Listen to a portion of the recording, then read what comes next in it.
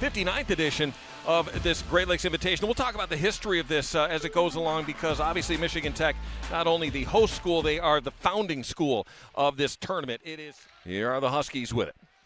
That's Joe Prouty on the rush out of his own end. Prouty with a wrister. Save made. Rebound lay there. It's kicked out by the defense. We have our first power play of the hockey game coming up.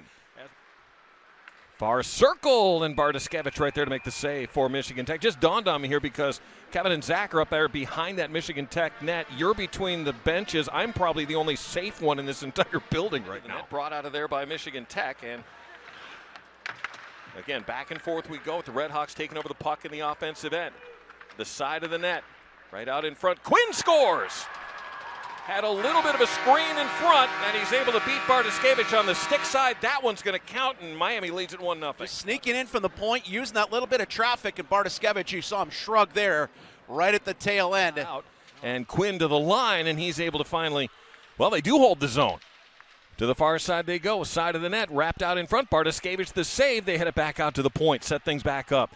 Near side, Giappa off of bodies, and the Huskies are there. And not just throwing it away, gets it back to the point. Here's a shot through traffic. Another chance for Prouty. This one scores! Oh, Prouty puts it in! What a play by the Huskies! We are tied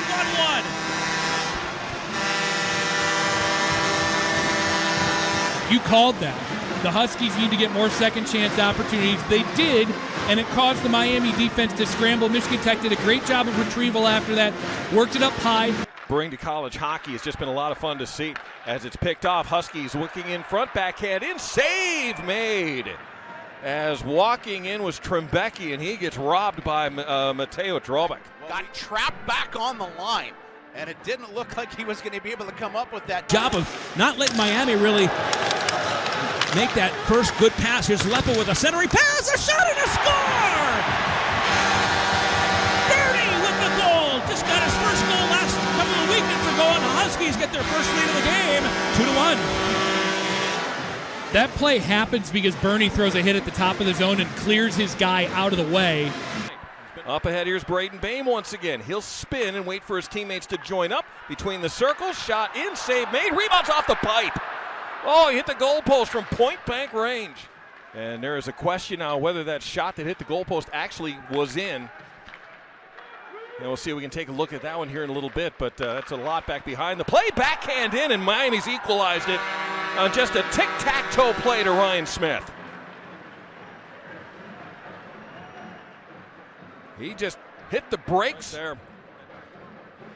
So what they're asking about right now on the Michigan Tech bench is whether or not that shot from Janssen actually went in the net. Quinn got to it in his own end, but lost it to Sardarian. Great look towards the middle, but just out of the reach of his line mate in Miami, just that quickly back the other direction.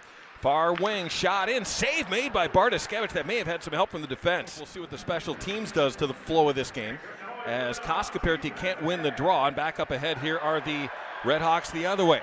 Foot race right out in front. Bartoszewicz with the save, but we're going to have an equalizing penalty here against Michigan. Offensively at the line now, it's stolen away by Davitella. Gets it to Sardarian, to the back door, save, scores!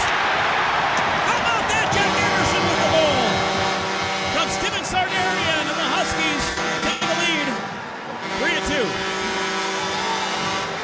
That goal is Davitella making a very simple, smart decision. Back to the point. Here's the shot. This one goes wide of the net. Extra attacker out there for the Redhawks.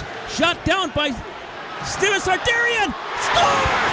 Oh my goodness! Steven Sardarian from his goal line puts it in the empty net. With 2:12 remaining here in the third, the Huskies have their biggest lead of the game.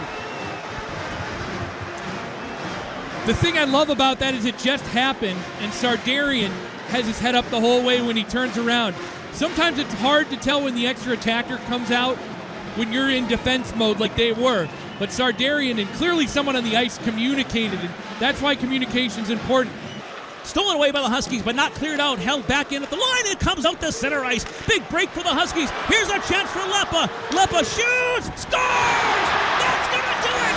This game will be over. A minute 22 left to go in the third. The Huskies have just gone up by 3 with Tom Leppa's empty netter. You love that for a guy like Tom Lepa, too. Just a hard-working worker bee type, bottom six forward, plays hard, coming off that injury, played hard all night, gets rewarded with the empty net goal. Michigan Tech will get to play for a trophy. Being frozen along the kicker plate down in the Michigan Tech left wing corner. 5 seconds left. The Huskies, for the second time in the last 3 years, are going to the championship game of the Great Lakes Invitational. A one-goal game here tonight for all intents and purposes, but 2 empty netters gave the Huskies some breathing room at the end.